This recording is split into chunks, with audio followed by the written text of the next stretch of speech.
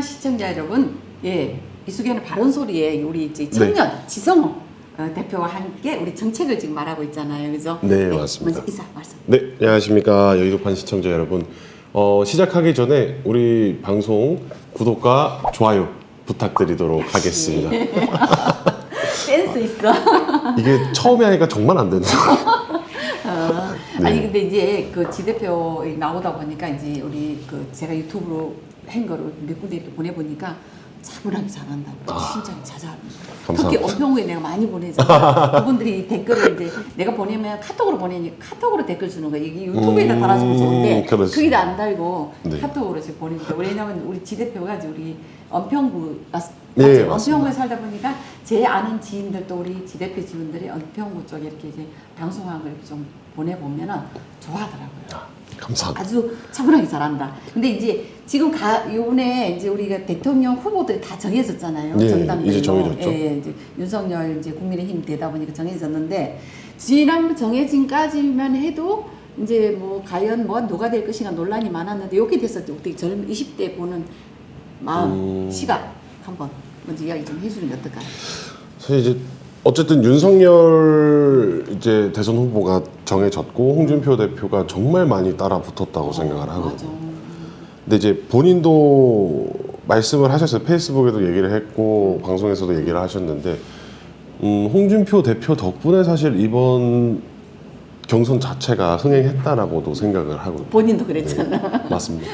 네, 본인 역할 다 하셨다고 하시는데 정말 제가 생각했을 때도 역할을 충분히 소화해 주시지 않았나라는 생각. 근데 이제 민주당은 왜냐면 경선 끝나고 나서 여기 지금 보면 컨벤션 효과라거나 그런 게 네. 별로 없었잖아요. 그쵸. 네. 이게 보면은 사실 약간 보면 홍준표 대표 계속 따라붙으면서 윤석열 후보랑 저 엎치락 뒤치락 하는 느낌 나고 한번 뒤집어진 적이 있었잖아요. 그쵸, 여름에. 네. 응. 그러다 보니까 재미가 있었는데 그래서 민주당 선거 같은 경우에는 그냥 처음부터 끝까지 이재명으로 쭉 가다 보니까 확실히 재미가 없어요. 그러니까 윤석열 후보가 이재명 후보하고 이게 지금 후보 되기 전까지는 뭐 0.2%로 엎치락 이렇게 했잖아요. 네. 근데 지금 보니까 그 리얼미터에서 보면은 11월 2주차 여론조사가 나온 게 있더라고요. 네네. 그 여론조사로 보니까 윤석열 후보가 46.2고 이재명 후보가 여기도 같이 나왔지만 네. 34.2, 안철수도 4.3, 심상정 3.7 이렇게 나왔더라고요. 근데 네. 저기 다시 제가 이야기하고 싶은 거는 윤리 격차가 2주 만에 이제 11.8%가 차이 났는데 20대가 많이 떠났다 그랬잖아. 네. 홍준표 후보가 지금 안 되고 윤석열 되다 보니 많이 떠났다고 했는데 요번 여론조사에서 20대가 지지율이 23포인트가 올랐어요. 네, 맞아요. 이게 왜일까요?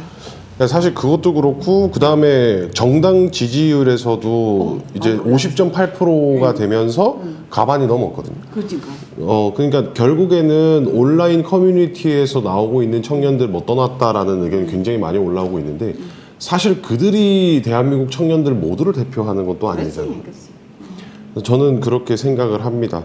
뭐 사실 홍준표 대표를 청년들이 정말 좋아하긴 하더라고요. 대학생 친구들 만나봐도 그 2학년 친구였는데 여학생이었는데도 불구하고 제가 이제 뭐 가다가 근데 혹시 홍준표 만나봤어요? 라고 얘기를 하더라고요. 그러니까 약간 연예인 느낌에다가 뭔가 시원시원한 말투 때문에 확실히 인기가 있었었던 것 같습니다.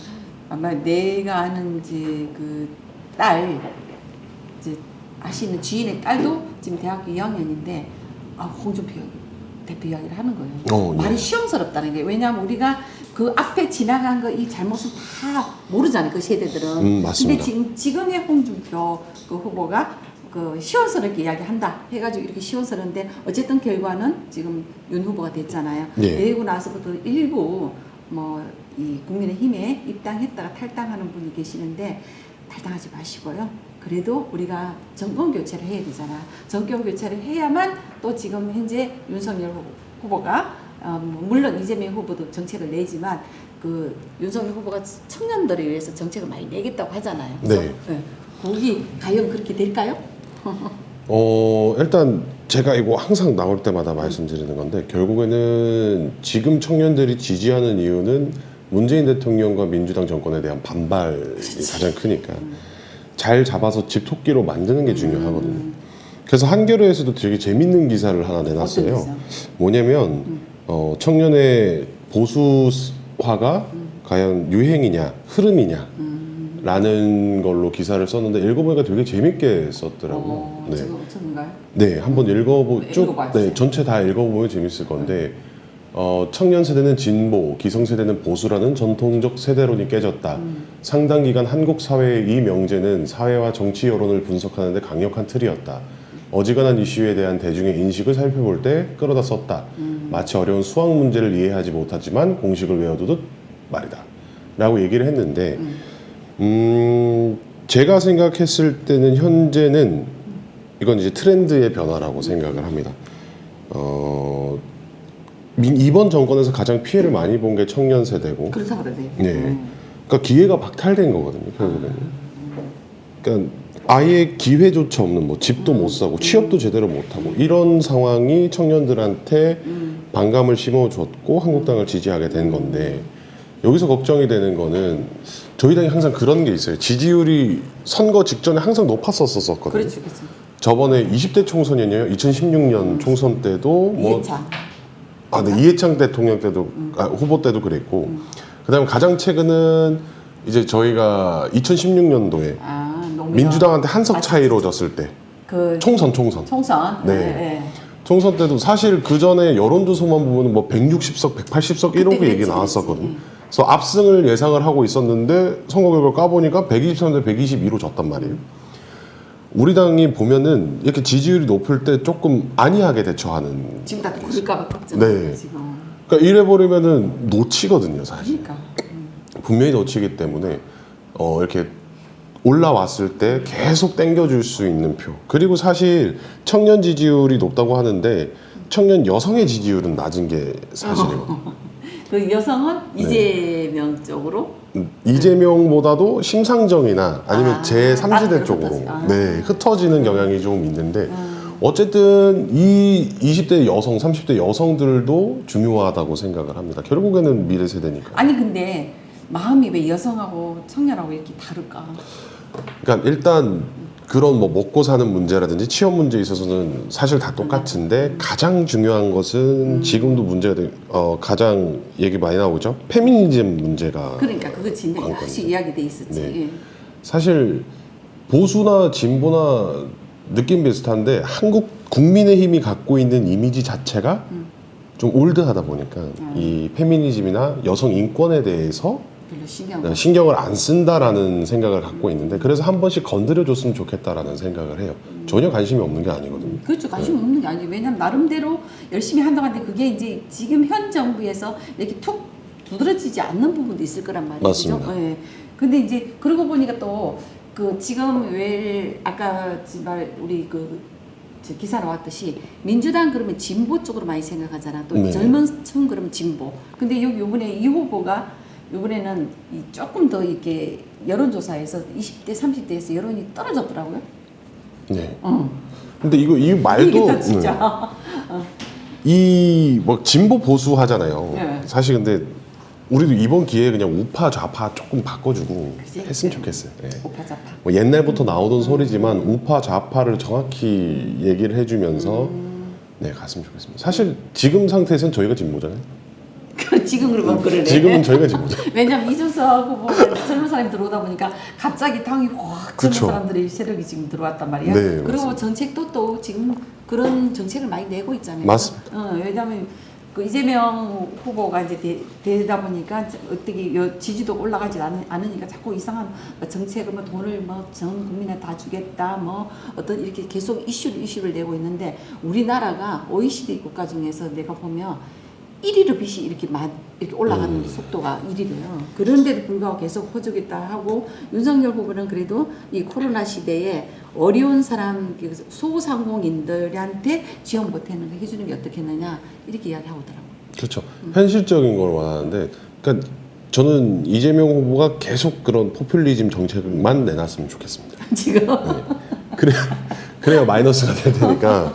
이게 청년들도 알거든요. 그 소리가 이제 이거 진짜 포퓰리즘이고 계속 끌고 나가다 보면은 정말 타격이 크겠구나라는 생각을 하고 있기 때문에 계속 얘기를 해줬으면 좋겠어요. 그러니까 이제 그렇게 말하고 그리고 지금 어쨌든 윤석열과 이재명이 약 12% 더 차이 나잖아요. 네, 두 자릿수 근데 아까도 차이죠. 그렇게 차이 나지만 이제 진짜 방심하면 안 된다고 또 어떻게 될지 이렇게 역전 될 수 있다고 지금 이야기하는 거잖아요. 사실 그게 맞아요. 왜냐하면 맞습니다. 또 뭐가 이슈인가 하면은 지금 안철수, 심상정 이게 지금 나와 있잖아요. 안철수 그러면은 국민의힘하고 뭐 가까운 이게 좀 연대가 되는 부분이고 심상정 그러면 지금 현재 현 여당이잖아요. 그러다 보니 이분들이 끝까지 갔을 경우에 우리가 나중에 보면은 이제 어쨌든 큰 차이 안 나게끔 이 대통령이 갈라질 거 아니에요. 그럴 때 이분들을 어떻게 할까? 어떻게 해야 되면 좋을까? 그러니까 연대가 돼야 되느냐? 이게 안철수 대표도 이제 출마를 하셨는데 이게 처음에는 저는 맨 처음에 국민의당 만들어졌을 때도 그렇고 네. 민주당 표를 깎아먹을 줄 알았는데 맞아. 우리 지난번 지방선거 때 그래. 나도 그래가지고 신났다 그 같이 나와서 신났다 했더니 딱 뚜껑 열고 보니까 다 우리 패. 네, 우리 표 다 깎아먹더라고요. 그래서 안철수 대표가 그러니까 본인 개인만 생각하면 사실 끝까지 완주를 하는 게 맞는데 정치인이잖아요. 그렇지. 정치인이고 이제 어른인데 이제 다음 세대를 생각하고 진짜 국가를 생각하는 결정을 해줬으면 좋겠다라고 생각을 그러니까 해요. 정권 교체를 해야 된다고 부르짖고 있는 입장이니까 그걸 생각해서 요번에 보니까 2주 만에 0.3% 오르고 있더라고 또. 네. 아무래도 뭐 그러니까 개혁 보수라고 하죠. 뭐 유승민이라든지 홍준표 대표를 지지했었던 분들이 안철수 후보가 나오면서 지지를 하는 것 같은데 제가 생각했을 때는 일단 정권 교체가 우선이 되어야 되지. 예. 네. 그런 생각을 합니다. 지금 어쨌든 뭐 우리 국민들이 일부에서는 양당 후보가 다 결정 되죠. 사유가 네. 있는 거라 그렇죠. 걱정스러워하는데 그래도 뭐 지금까지 그 윤석열 후보는 쫙 지금 여당에서 모든 탈탈탈탈 털었잖아요. 그렇죠. 더 별로 털 거 없을 것 같은데 있을까? 없을 것 같아요. 그리고 사실 보면은 결격 사유는 진짜 두 후보 다 다른 선거보다도 솔직히 많은 것 같아요. 많은 것 같지만 역대 네, 선거 역대 선거보다 많은데 그 뭐라 이렇게 표현하면 될지 모르겠는데 많이 안 해먹었잖아요. 아예 안 해먹었잖아요. 한 분은 좀 많이 그렇지. 좀 해드셔서 한 분은 대장동이라는 그 진짜 어마어마한 돈 때문에 지금 이제 문제 제기를 하고 있는 부분이고 그나마 윤석열 그 후보는 그런 사건은 아니잖아요. 네 그 맞습니다. 차이점 지금 이야기하는 거네. 네. 어쨌든 여의도반 시청자 여러분들께서 요번에 그 대선 내년이잖아요. 대선을 앞두고 지금 치열하게 여야가 이제 공방을 하고 있는데요. 거기에 대해서 어떻게 생각하고 계시는지 한번 댓글을 달아주시면 저희가 그거 내용을 가지고 또 방송 한번 해보도록 하겠습니다. 우리 지 대표 이제 지금 이 마무리. 마무리. 네. 자, 결국에는 지금 윤석열 후보님께서 컨벤션 효과로 지지율이 쭉 오르셨는데 제가 항상 걱정을 하는 게 초반에 지지율이 높으면 결정적인 순간에 와서 점점 떨어지는 경향이 있어요. 그러니까 국민의힘에서도 마찬가지고 캠프에서도 이 지지율을 그대로 유지하면서 재미없는 선거로 이겼으면 좋겠습니다.